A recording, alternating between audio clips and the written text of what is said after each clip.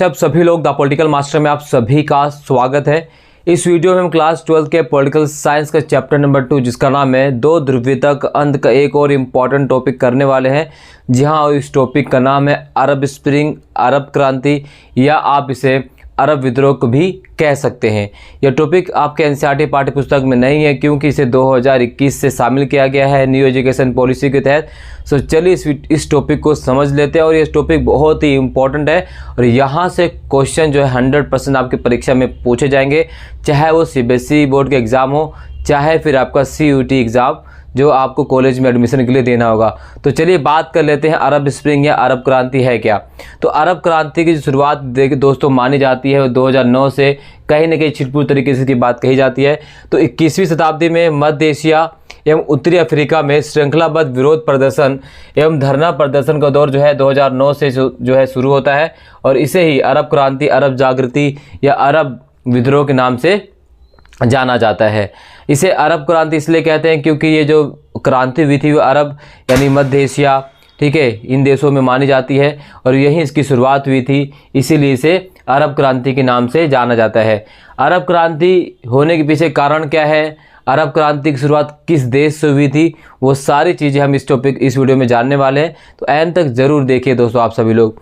सबसे पहले बात कर लेते हैं अरब क्रांति की शुरुआत कहाँ से होती है। तो अरब क्रांति की शुरुआत होती है 14 दिसंबर 2010 में मोहम्मद बाऊजीजी के आत्मदाह के साथ। तो मोहम्मद बाऊजीजी जो थे वो ट्यूनीशिया के एक स्ट्रीट वेंडर थे। क्या थे?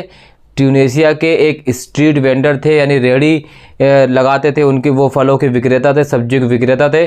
और ट्यूनीशिया के पुलिस ने उन्हें ज़बरदस्ती जो है उनसे उगाही करने की कोशिश करी। इसके बाद उन्होंने अपनी पूरी रेहड़ी को पलट दिया। वो क्या आप ये भी कह सकते हैं कि वो परमिट लेने में असफल रहे और इसी बीच जो है मोहम्मद बाऊजीजी द्वारा जो है उसी सड़क पर जो है आत्मदाह कर लिया जाता है और यहीं से पूरे अरब जगत में जो है अरब क्रांति का प्रसार पूरे ज़ोर शोर से तेज़ होने लग जाता है। यानी पहले सड़कों पर विरोध प्रदर्शन होते हैं, सड़कों पर विरोध प्रदर्शन के साथ इसकी शुरुआत होती है और इस शुरुआत होते हैं तो पूरे अरब जगत में, पूरे ट्यूनीशिया में ये अरब क्रांति पूरी फैल जाती है। शुरुआत कहाँ से होता है? तो होती है ट्यूनीशिया से। कब? 14 दिसंबर 2010 में। किसके आत्मदाह के साथ? मोहम्मद बाऊजीजी। और मोहम्मद बाऊजीजी कौन थे? तो ये ट्यूनीशिया के एक स्ट्रीट वेंडर थे, एक फल विक्रेता थे, एक रेहड़ी पे फल बेचने वाले व्यक्ति थे। ठीक है, प्रभाव क्या रहा इसका? तो पूरे अरब जगत में इसका प्रभाव पड़ता है। यमन, अल्जीरिया, मिस्र, Jordan, Iraq, Kuwait, Sudan, Morocco, Israel, Oman, Saudi Arab और लीबिया, इसके अलावा भी तमाम अरब देशों में इसके प्रभाव देखे जा सकते हैं। ठीक है, और लीबिया की अगर हम बात करें तो लीबिया के उसमें राष्ट्रपति थे जनरल गद्दाफी। ठीक है, इन्हें भी आप कह सकते हैं कि इन्हें भी अपनी सत्ता गंवानी पड़ी। कब? अरब क्रांति के दौरान। ठीक है, अब अरब क्रांति में कौन सा अरब देश शामिल नहीं था, कौन सा मिडिल ईस्ट देश शामिल नहीं था? तो वो देश था ईरान। यानी ईरान को अगर छोड़ दिया जाए तो पूरे मध्य एशिया और उत्तरी अफ्रीका में, जी हाँ, पूरे मध्य एशिया और उत्तरी अफ्रीका में हर देश इसमें शामिल थे, लेकिन कौन देश शामिल नहीं था? तो वो देश था ईरान। को छोड़कर पूरे अरब जगत में जो है अरब क्रांति हुई थी। ईरान में क्यों नहीं हुआ? क्योंकि ईरान में ही चुनावों के बाद, ईरान में जो चुनाव हुए उसका विरोध किया गया और ये विरोध भी एक प्रकार से अरब क्रांति के कारण में से एक माना जाता है। तो दोस्तों पूरे अरब जगत में अरब क्रांति क्यों हुई? तो मैंने आपको बताया क्रांति क्यों, क्योंकि पूरे अरब जगत में जो है तानाशाही यानी निरंकुश तानाशाही का शासन था। ठीक है, एकाधिकारवादी सत्ता थी, शासकों का ध्यान जनता की तरफ बिल्कुल भी नहीं था, जनता के पास किसी प्रकार का कोई लोकतांत्रिक अधिकार नहीं था, कोई कानून नहीं था, शासक मनमर्जी तरीके से कानून बनाते थे। ठीक है, मनमर्जी तरीके से उसे लागू किया जाता था और जो भी उस कानून का पालन नहीं करता था तो उसे कठोरतापूर्वक उसके साथ कार्रवाई की जाती थी। वो कार्रवाई कठोरतापूर्वक का मतलब है कि उन्हें हाथ काट देना, फांसी दे देना, सर कलम कर देना, इस तरह की तमाम जो सजाएं होती थी वो दी जाती थी अरब जगत में। अगर कोई भी वहाँ का नागरिक अपनी सरकार द्वारा, अपने शासक द्वारा, अपने निरंकुश तानाशाही द्वारा बनाए गए शासन या नियम का पालन नहीं करता था। तो ठीक है, तो पूरे अरब जगत में इस तरह के प्रदर्शन होने लगे, विरोध प्रदर्शन, हड़तालें, सड़कों पर प्रदर्शन लोग करने लगे। और ये प्रदर्शन जो था वो हिंसात्मक भी था, ठीक है। सिर्फ हड़ताल नहीं होती थी, उसमें हिंसक प्रदर्शन भी होते थे, ठीक है। लंबे लंबे दौरों पर ये सब प्रदर्शन चला करता था, ठीक है। तो यहाँ बात लेते हैं कि अब क्रांति का कारण क्या रहा। तो क्रांति के कारण की बात करें तो क्रांति का सबसे पहला कारण माना जाता है कि वहाँ की सरकारों से जनता में असंतोष एवं आर्थिक असमानताएँ थी, क्योंकि वहाँ की जो जनता थी वो अपने सरकार से पूरी तरह से नाखुश थी, वो बिल्कुल भी खुश नहीं थी अपनी सरकार से।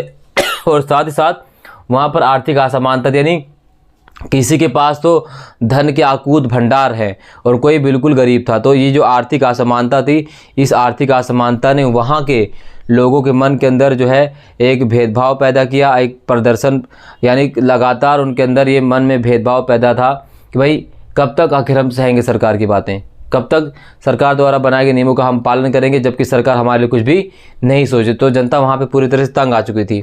इसके अलावा तानाशाही, जो निरंकुश तानाशाही सरकार थी उसका विरोध कर रहे थे वो। मानवाधिकार का वहाँ लगातार उल्लंघन किया जा रहा था। राजनीतिक भ्रष्टाचार मौजूद था, बेरोजगारी थी, बदहाल अर्थव्यवस्था थी। राजनीतिक भ्रष्टाचार का मतलब यह था कि एक ही पार्टी के शासक लोग अगर सत्ता में काबिज है तो वही सत्ता में हमेशा काबिज रहेंगे, कोई दूसरे व्यक्ति सत्ता में नहीं आ सकता था। अगर आने की कोशिश भी की जाती थी तो उसे वहाँ से निकाल दिया जाता था। तमाम प्रकार के, यानी लोकतंत्र का वहाँ पर, डेमोक्रेसी का डी शब्द भी मौजूद नहीं था। लेकिन धीरे धीरे अरब क्रांति के बाद ये स्थिति थोड़ी सी संभली, ठीक है। तो अरब क्रांति का प्रभाव क्या रहा, प्रभाव की अगर हम बात करें तो इसके कारण लोकतांत्रिक व्यवस्थाओं और पश्चिमी एशियाई देशों में लोकतांत्रिकरण के लिए नए विकास का उदय होता है। तो सबसे जो बड़ा प्रभाव रहा कि मध्य एशिया, ठीक है, और उत्तरी अफ्रीका में कई देशों में इस क्रांति के बाद जो है लोकतंत्र की स्थापना होती है, नागरिकों के अधिकारों पर ध्यान दिया जाता है, लोकतंत्रीकरण के माध्यम से सरकार चलाई जाती है। तो ये सबसे बड़ा प्रभाव देखने को मिलता है। उसका जीता जागता नमूना आप सऊदी अरब को देख सकते हैं कि किस तरह सऊदी अरब में पहले महिलाएं ड्राइवरिंग नहीं कर सकती थी, किस प्रकार से सऊदी अरब में महिलाओं को वोटिंग राइट्स नहीं दिए गए थे, बट अब वर्तमान में वो सारी चीज़ें दी जा रही हैं, ठीक है। 1979 के पश्चात से मिस्र के सत्ता में काबिज रहे हुस्न मुबारक को भी अपनी सत्ता छोड़नी पड़ती है, उन्हें भी अपनी सत्ता से त्यागपत्र देना पड़ता है। तो हुस्न मुबारक की भी सत्ता इस क्रांति में जाती देखी।